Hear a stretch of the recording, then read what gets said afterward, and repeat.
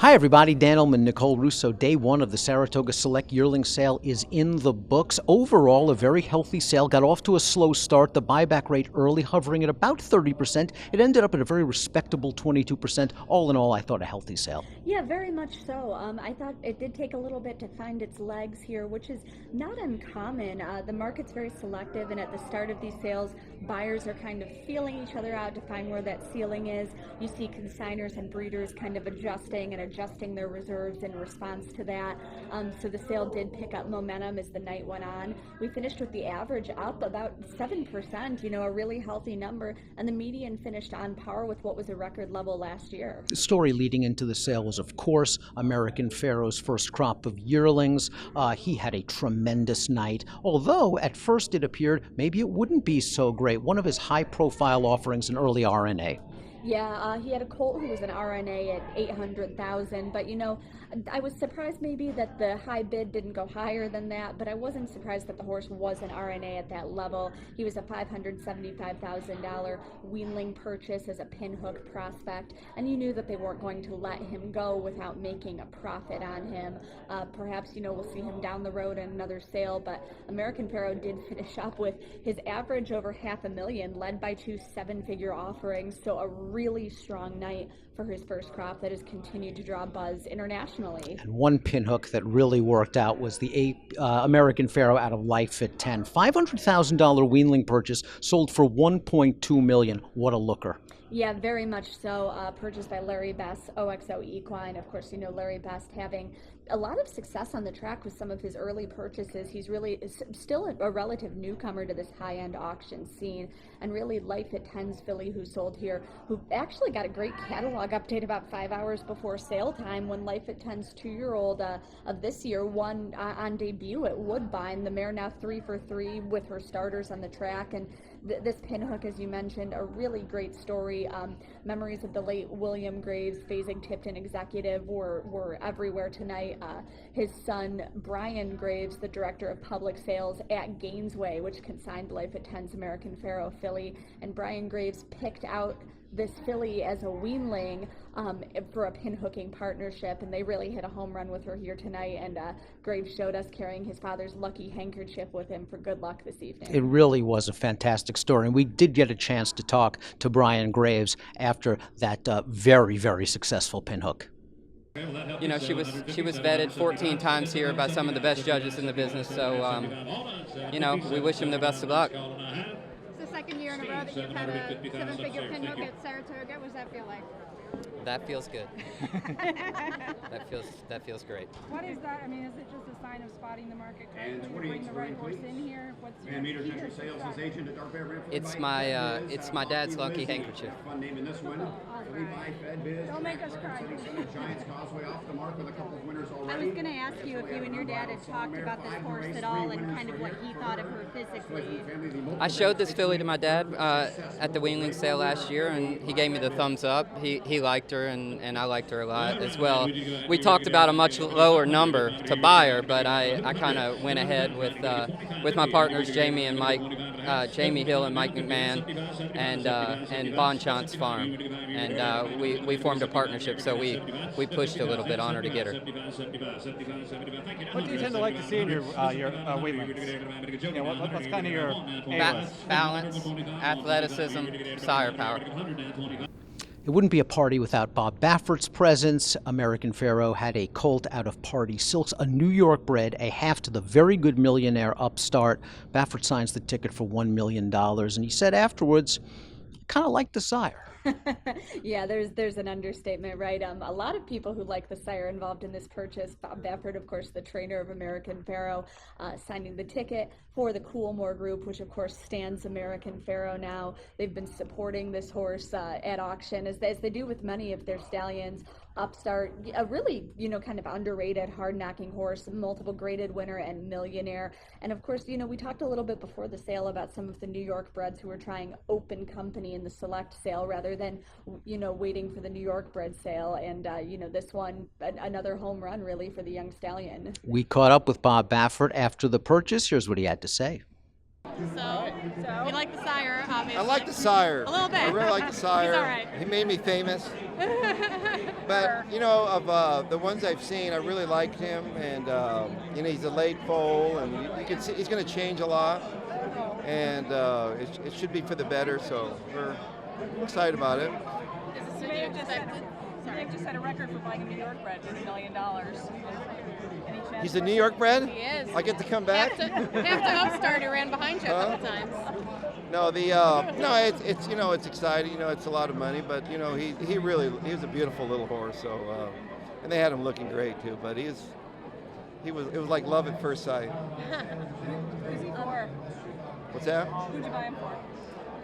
MB Magner. Any similarities between him and the sire that you see?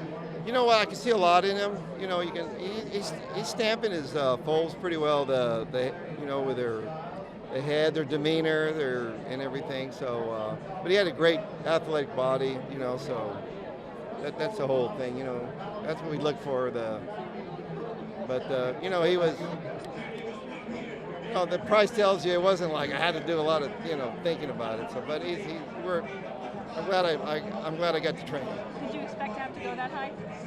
I really didn't think. You never think they're going to go that high, but you know, there's a lot of excitement here, and it's some really good horses here. They've done a great job of gathering horses here. So I know you've been down this road a lot with good horses, but thank you. I appreciate it. I know you've been down this road a lot with good horses, but how's it feel to sign the ticket on one from your first Triple Crown winner to see them mature into this level?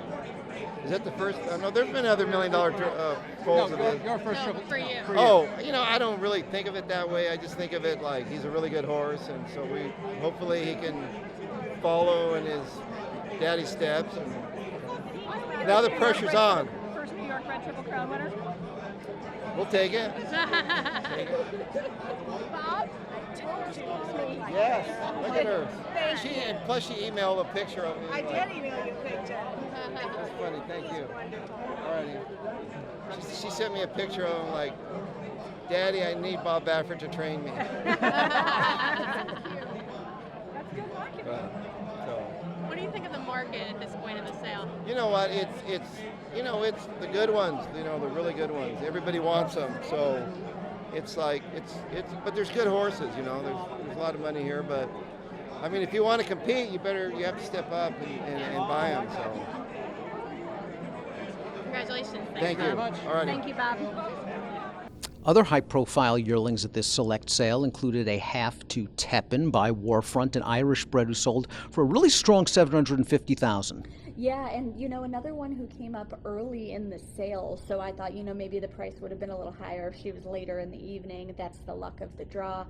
You love to see a filly from that family. Broodmare Life happened, so consistent. In addition to producing Tepin, she's produced the multiple graded winning millionaire Vijack, Prime Cut, who was graded placed. You love to see a filly from that family, such residual value.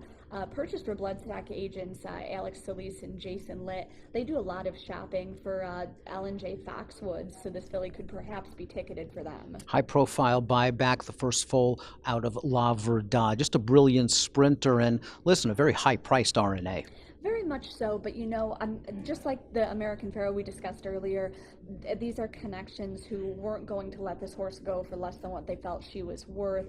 Owner Sheila Rosenblum, who raced La Verdad and who bred this filly, I don't think she was going to be willing to part with her for less than what she considered a fair sum. She'd certainly be happy to race her herself or in partnership. So I'm certainly going to be watching this one down the road. A healthy sale. We caught up with Boyd Browning Jr., President, Chief Executive Officer of Fasig Tipton, for his thoughts on day one. We've got to be pleased when you look up and the gross is up 18 or 19%. Average is up 7%. Median still equal to record high last year of $300,000. And the buyback rate is certainly an acceptable level of 22%. So very, very encouraging start to the sale tonight. We thought we had good horses. And I think the buyers responded very favorably across the board. It's what we've seen in recent years, very, very, very intense competition, lots of activity on most of the horses, but buyers do have limits. We had a sales stop tonight was $1.2 million. Another horse brought $1 million, which is essentially in line with the the sales top levels of recent years, and I don't think that's any surprise to any of us. Great activity between $250,000 and $750,000. So very, very good start. The one interesting stat when I was just kind of glancing at the results quickly was 7 of the 8 top prices tonight were fillies. We knew we were really strong with some fillies. May have been kind of filly heavy tonight, and I think we probably got a little bit stronger colt group tomorrow. But you know, we had some spectacular fillies on offer tonight, and I think it just shows you that the buyers are demanding quality, whether it happens to be colts or fillies, and they're willing to give significant prices for both colts and fillies. Well, I think it's probably a combination of factors. You know, I think every sale generally takes a few minutes to find its legs and to find its level of comfort. I don't think that's unusual. I think the catalog, the way it fell tonight too, honestly picked up after we got through maybe the first 45 minutes to an hour. So I'm not smart enough to differentiate or analyze that completely, but I don't think it's any surprise when you start off. I think a sale builds momentum, and I think we've got a lot of positive momentum that will carry over to tomorrow. Big night tomorrow.